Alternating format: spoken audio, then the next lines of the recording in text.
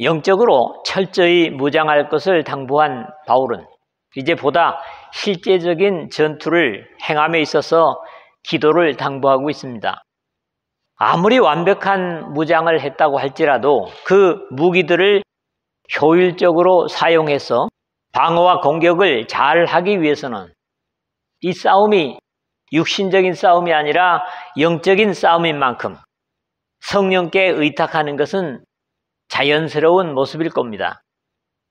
자신의 로마의 감옥 속에서 복음과 함께 이루어지는 일들과 사정과 형편을 알고 싶어하는 에베소 교우들에게 사랑받는 형제로 진실한 일꾼인 두기고를 보내서 걱정을 잠재우고 위로하기 위해 특별히 보낸다고 하는데, 역시 영적인 사도의 상대를 위한 깊은 배려를 여기서도 봅니다. 옥중서신들이 다 그렇지만 온 우주를 통일하려는 광대한 하나님의 복음과 교회의 신비를 충분히 해설한 전체 내용이 깊이를 우리는 이 편지를 받는 교회와 함께 충분히 이해했습니다. 어느 곳에 보내는 편지이든지 다르지 않게 마지막으로는 아버지 하나님과 주 예수 그리스도로부터 평강과 사랑과 은혜를 축복하는 것으로 이 에베소서를 마무리하고 있습니다. 첫 번째로는 18절에서 20절까지 말씀입니다. 한마디로 기도 부탁입니다. 앞에서 간략하게 거론한 것처럼 공중 권세 잡은 악의 영들과의 싸움에 있어 충분한 무기를 준비하게 하였지만 그 병기들을 보다 효율적으로 사용하는 것은 사람이 전술이나 전략보다는 하나님의 성령을 실질적인 지휘자로 모시기 위해 기도로 맡길 것을 당부합니다. 먼저는 에베소의 전체 성도들에게 그런 다음 누구보다도 전쟁의 일선에 서서 싸우는 자신을 위해 기도해달라는 부탁을 하고 있습니다. 모든 기도와 간구를 하되 항상 성령 안에서 기도하고 이를 위하여 깨어 구하기를 항상 힘쓰며 여러 성도를 위하여 구하라. 18절에 그랬습니다. 먼저는 기도의 장소와 종류는 물론 기도의 자세와 제목까지도 포함하는 당부를 주고 있습니다. 여기 사용되고 있는 모든 기도와 간구라 하는 두 가지의 단어는 먼저 뒤에 나온 간구, 데에시스, 원하다, 바라다, 간청하다, 탄원하다, 이런 간구는 사람에게도 사용될 수 있는 표현입니다. 그러나 기도, 프로슈케, 프로스 하면 누구를 향하여 그런 전치사에다가 유코마이, 기도하다, 간청하다 이런 말인데 신약 성경에 38번 쓰이면서 하나님께 드리는 기도에만 사용되는 낱말입니다. 먼저는 하나님께 구하는 기도의 종류를 두 가지를 사용하라고 말하고 있지만 디모데전서 2장 1절에 나타나는 대로는 도고, 엔티오크시스, 대담, 면접, 청원, 기도라는 주로 남들을 위한 중보 기도를 하는 것으로 한 가지가 더 나타나고 있습니다. 바울의 모든 기도와 간구를 하되라는 내용은 다음에 자신을 위해 기도해 달라는 내용으로 볼 때 이 도고도 함께 포함되고 있는 것으로 여겨집니다. 다음으로는 응답받는 기도의 장소를 가르치는 것으로 이해되는 내용이 항상 성령 안에서 기도하고입니다. 우리가 기도를 드릴 때 물론 주님의 당부처럼 우리 주 예수 그리스도의 이름으로 드리게 되지만 우리가 육신의 지혜로 구하는 것보다는 유다서 20절 말미에 성령으로 기도하며 라는 자세를 생각할 수 있습니다. 이미 이 성령의 효력 있는 기도는 로마서에서 잘 가르친 바 있죠. 이와 같이 성령도 우리의 연약함을 도우시나니 우리는 마땅히 기도할 바를 알지 못하나 오직 성령이 말할 수 없는 탄식으로 우리를 위하여 친히 간구하시느니라. 마음을 살피시는 이가 성령의 생각을 아시나니 이는 성령이 하나님의 뜻대로 성도를 위하여 간구하심이니라. 로마서 8장 26절 27절에 말씀하고 있습니다. 그러나 이 부분에서 항상을 빼놓을 수 없습니다. 이 말씀 역시 주님께서 친히 당부하셨고 예수께서 그들에게 항상 기도하고 낭망하지 말아야 할 것을 비유로 말씀하여 하는 누가복음 18장 1절에 하셨을 뿐만 아니라 바울 사도 역시 쉬지 말고 기도하라. 데살로니가전서 5장 17절에 말씀도 생각할 수 있습니다. 이 18절 하반절의 중심을 이루는 또 하나의 낱말이 있습니다. 깨어라는 겁니다. 아그립네오, 깨어있다, 깨어 지키다 이라는 말입니다. 앞에서 항상 성령 안에서 기도하라고 했다면 다시 이를 위하여 깨어 구하기를 항상 힘쓰며 하는 것은 성령 안에서의 기도를 위한 것이고 여기서도 뒤에는 역시 항상이 같이 붙어 있습니다. 같은 옥중서신인 골로새서 4장 2절에 기도를 계속하고 기도에 감사함으로 깨어 있으라 하는 같은 경계를 주고 있다면 우리는 낮에 속하였으니 정신을 차리고 믿음과 사랑의 호심경을 붙이고 구원의 소망에 투구를 쓰자. 데살로니가전서 5장 8절에 했고 베드로 사도 역시 만물의 마지막이 가까웠으니 그러므로 너희는 정신을 차리고 근신하여 기도하라 하는 베드로전서 4장 7절에 같은 권면을 주고 있습니다. 깨어라든가 또는 정신을 차리라는 말은 결국 다른 말이 아니죠. 이 18절의 마지막에 붙여지는 기도의 당부 역시 여러 성도를 위하여 기도하라 함으로써 앞에서 거론한 디모데전서 2장 1절의 도구와 같은 의미를 빠뜨리지 않았습니다. 어느 시대, 어느 곳의 기도에 신부된 교회이든지 항상 성령 안에서 기도하고 항상 깨어서 동료 지체들을 위한 중보로 같은 믿음의 결속을 재림의 순간까지 지속해야만 하는 겁니다. 성도들 스스로 그리고 더불어 기도를 당부한 이방인의 대사도는 누구보다도 자신을 위해 기도해 줄 것을 당부합니다. 또 나를 위하여 구할 것은 내게 말씀을 주사 나로 입을 열어 복음의 비밀을 담대히 알리게 하옵소서 할 것이니 19절에 그랬죠. 이 기도의 요청 역시 자신의 신변과 관련한 안전이나 또는 감옥에서 노임을 위한 것이 아니라 어떤 조건과 시간 속에서든지 구원의 신비요 기도의 신비인 복음의 비밀을 담대히 알리게 하옵소서라는 부탁이었습니다. 이미 지식이나 은사의 부족됨이 없이 이 구원의 복음의 신비를 꿰뚫고 있는 바울 자신임에도 내게 말씀을 주사 나로 입을 열어라는 기도의 제목을 나누고 있습니다. 자신이 스스로 입을 여는 것이 아니라 하나님의 성령께서 자신의 입을 열어서 복음의 신비를 적절히 풀어 증거하게 해달라는 그런 기도의 요청입니다.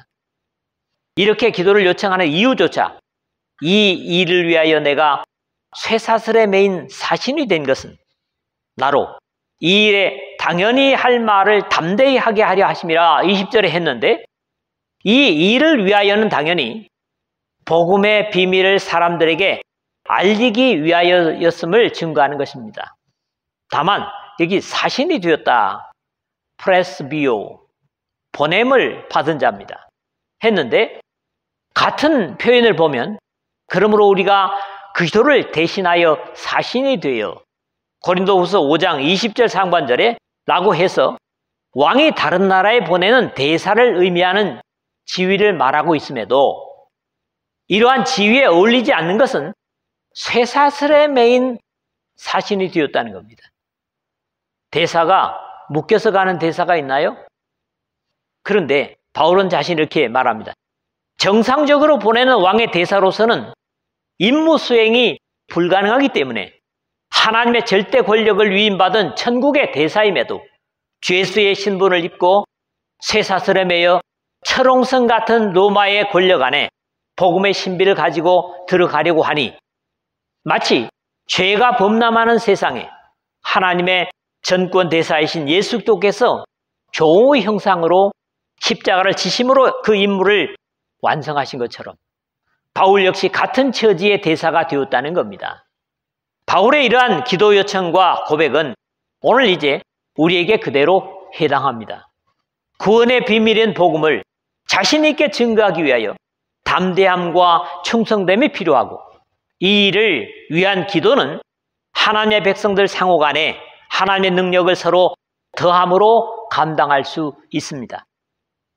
역사 속에 둘도 없는 모든 인류를 위한 능력의 사도가 이렇다면 영계가 혼미한 이 마지막 시대에 여러분과 저 같은 사람들에게는 서로 기도가 더욱 필요하지 않겠는가 여겨집니다. 두 번째 말씀은 21절에서 22절입니다. 그 자기 자신의 형편과 그걸 궁금해하는 에베소 교우들에게 상황을 나눔의 모습입니다. 비록 로마의 감옥에 갇힌 채로 이 편지를 쓰고 있지만 바울은 자신의 사정, 즉 상황이나 처지 형편을 조금도 감추지 않고 에베소 교회 성도들에게 알려주려는 의향에서 자신의 신임하는 일꾼인 두기고를 보낸다고 증거합니다. 이것은 적어도 서로의 소통이라고 할 것입니다.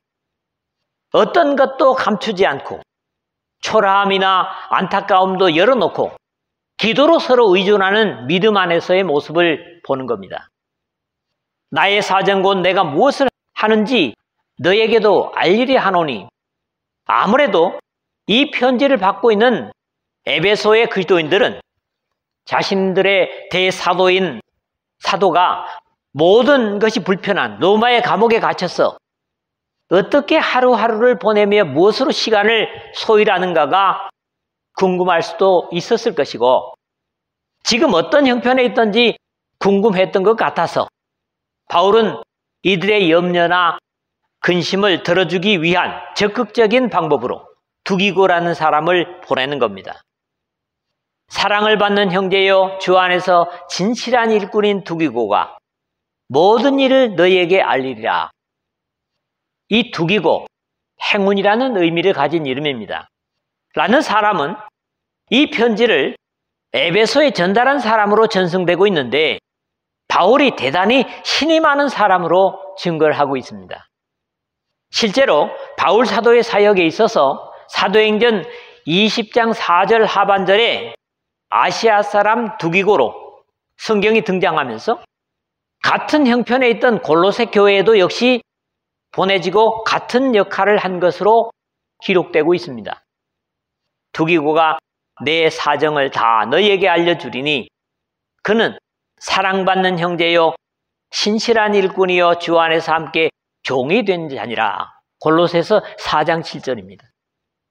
사랑을 받는 형제요 주 안에서 진실한 일꾼이라고 증거하는데 진실한 그런 사람이라야 어떤 것이든지 가감 없이 형편과 처지를 전달할 것이기 때문에 자신의 동역자들에게도 이 두기고를 통해서 근황을 알리는 것을 이해할 수 있습니다. 디모데 후서 4장 12절이나 디도서 3장 12절에도 이 두기고를 보내는 것을 볼 수 있죠. 바울은 우리 모두가 이런 사람이 되어야 함을 권면한 바 있습니다.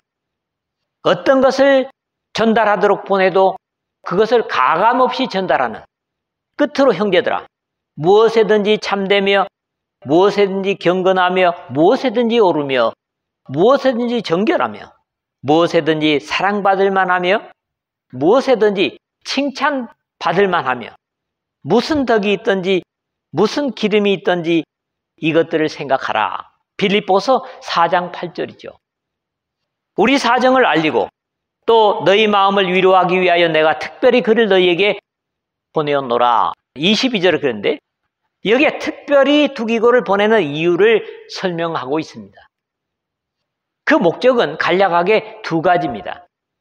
첫째는 무엇보다도 에베소 교우들이 궁금해하는 바울 사도의 근황을 알고 싶어 하므로 함께 있던 두기고로 하여금 본대로 느낀 대로 들은 대로 사실을 나누고 싶은 이유입니다.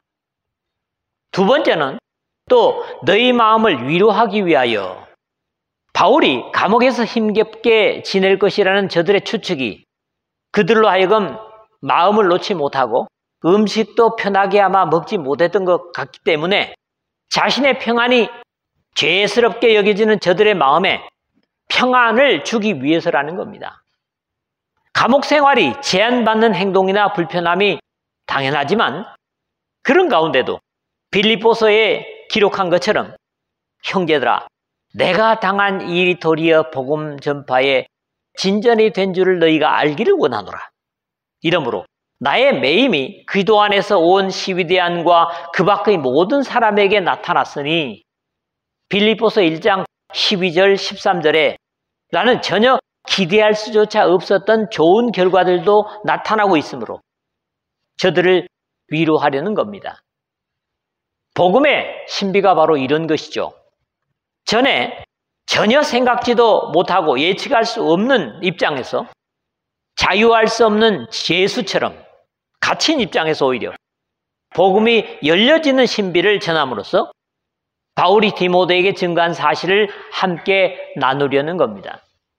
복음으로 말미암아 내가 죄인과 같이 매이는 데까지 고난을 받았으나 하나님의 말씀은 매이지 아니하니라. 디모데후서 2장 9절이죠. 바울이 대신 매인 대신 오히려 그것 때문에 복음이 자유를 얻는 이런 신비를 지금 증거하고 있는 거죠. 바울이 로마의 감옥에 매인 것은 오히려 복음을 풀어 막힘이 없게 하였다는 데서 조금은 어려운 표현으로 보통 생각과 반대가 되는 생각을 해내는 것과 같은 하나님의 신비한 역발상이라고 그러죠. 바로 바울이 투옥됨으로 복음의 진보가 된 빌립보서 앞에서 읽어드린 1장 12절 13절의 역사를 경험하게 되는 겁니다. 요즘은 이게 역발상이라 하지 않고 반전이라고 그럽니다. 이런 이유에서 믿음으로 당하는 어려움이나 불이익이 단순한 어려움이나 불이익으로 끝나지 않기 때문에 우리가 알거니와 하나님을 사랑하는 자, 곧 그의 뜻대로 부르심을 입은 자들에게는 모든 것이 합력하여 선을 이루느니라 하는 로마서 8장 28절의 사실적인 경험을 에베소 교우들과 함께 나누고 있는 겁니다. 세 번째 마지막으로는 23절, 24절입니다.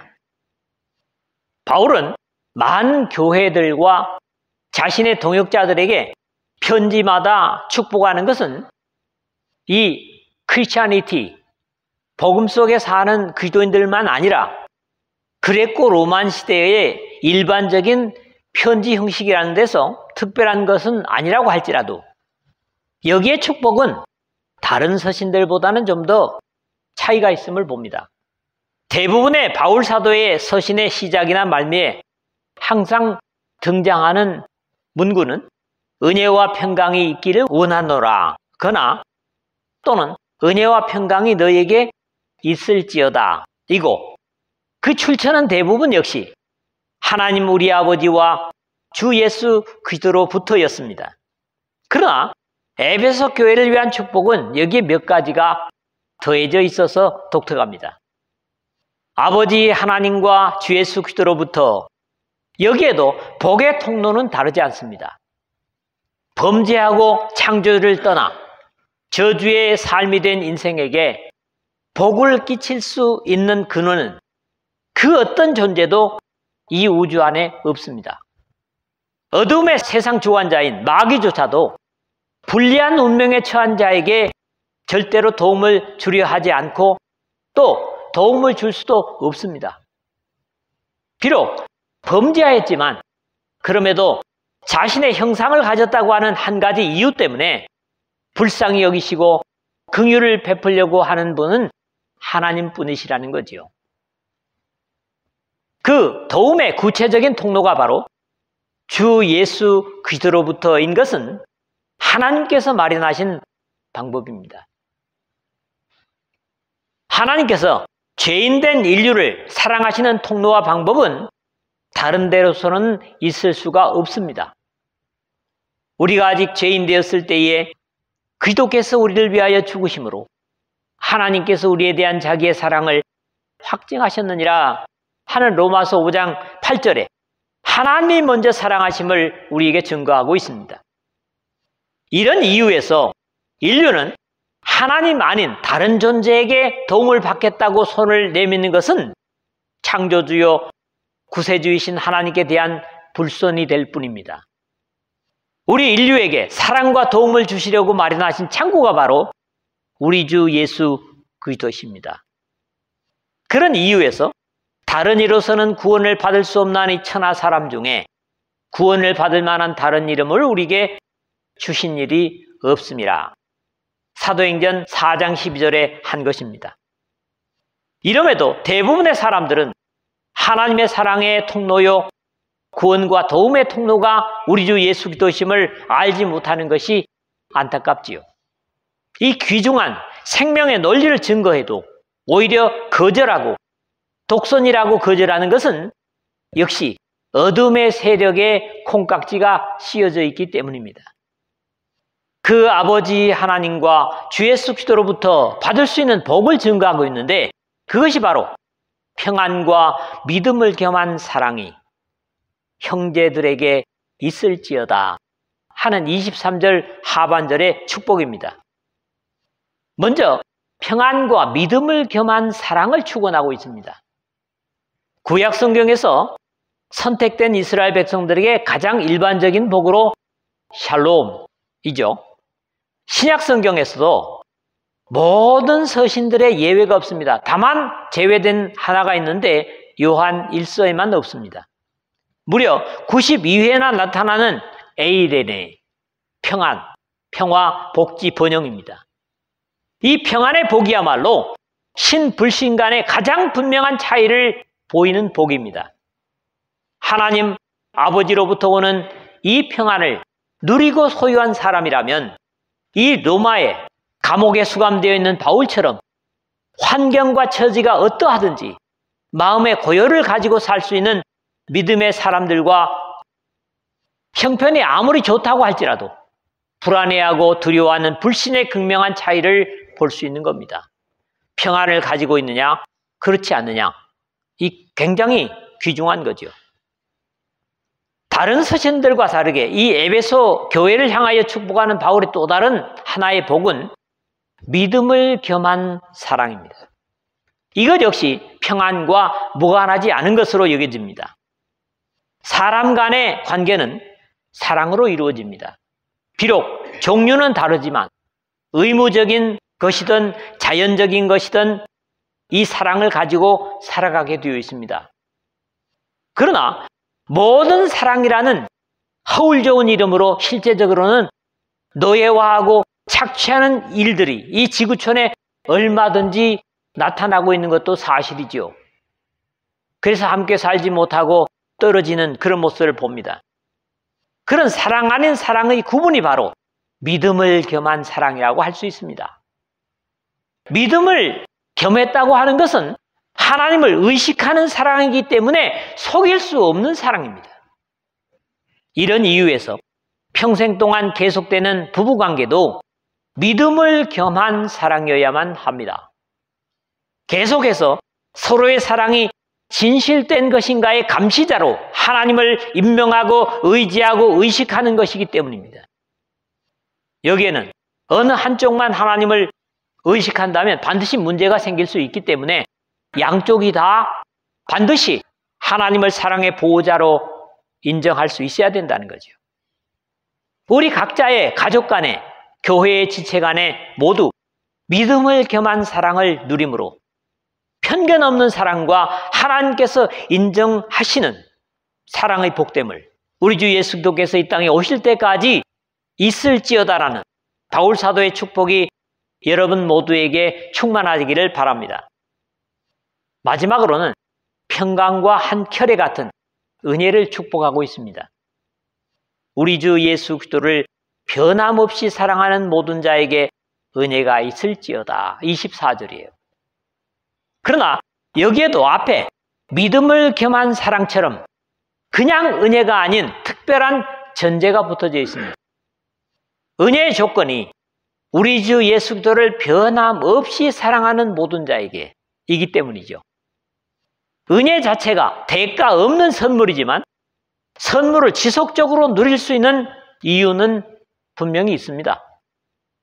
은혜를 여기지 않는 사람에게 계속적으로 은혜를 부어주실 어리석은 하나님은 아니시기 때문이죠. 무엇보다도 하나님께서 자신의 속성처럼 변함없는 믿음을 그의 백성들에게 당부하시는 것들도 하나님의 말씀에서 볼 수 있기 때문입니다. 형제들아, 너희는 삼가 혹 너희 중에 누가 믿지 아니하는 악한 마음을 품고 살아계신 하나님에게서 떨어질까 조심할 것이요. 히브리서 3장 12절에 라는 경계는 바로 이런 사실들을 마음에 두고 주는 경계입니다. 아주 단순한 원리를 보죠. 수도꼭지가 수도관에 연결되어 있는 한 계속 수돗물은 나오고 가전제품이 전기선에 꽂혀 있는 한 작동은 멈추지 않는 것처럼, 아니 그것들은 전기가 단전이 되거나 상황에 따라서 중단될 수 있지만 우리의 믿음이 변함없다면 하나님의 은혜는 절대로 중단될 염려가 없습니다. 믿습니까? 말씀을 맺습니다. 모든 영적인 무장을 갖췄어도 하나님의 능력을 힘입는 기도는 필요하고, 이 세상에 육신을 입고 있는 사람이라면 아무리 하늘의 능력을 바로 당겨올 수 있는 믿음의 사도일지라도 기도가 필요치 않은 사람은 없습니다. 예수 그리스도의 피를 나눈 생명의 관계에 있다면 서로를 위하여 기도하는 것은 물론 상대의 안전한 형편을 궁금해하고 또 상대에게 자신의 어떤 것도 숨김없이 열어 보이는 나눔과 교통은 자연스러운 것이 되어야 합니다. 나의 어려움을 감추는 것도, 나의 넘치는 행복을 감추는 것도, 그것은 나누는 것이 못 됩니다. 변함없이 하나님을 경외하는 자들에게 하나님 아버지와 주 예수 그리스도로부터 평안과 사랑을 계속 하나님은 부으실 것입니다. 불변하시는 하나님을 향한 사랑을 가진 자들에게 하나님은 은혜를 계속 쏟아 부으실 것입니다. 여러분들의 하나님을 변함없이 사랑함으로 이 은혜가 여러분 모두의 것이 되시기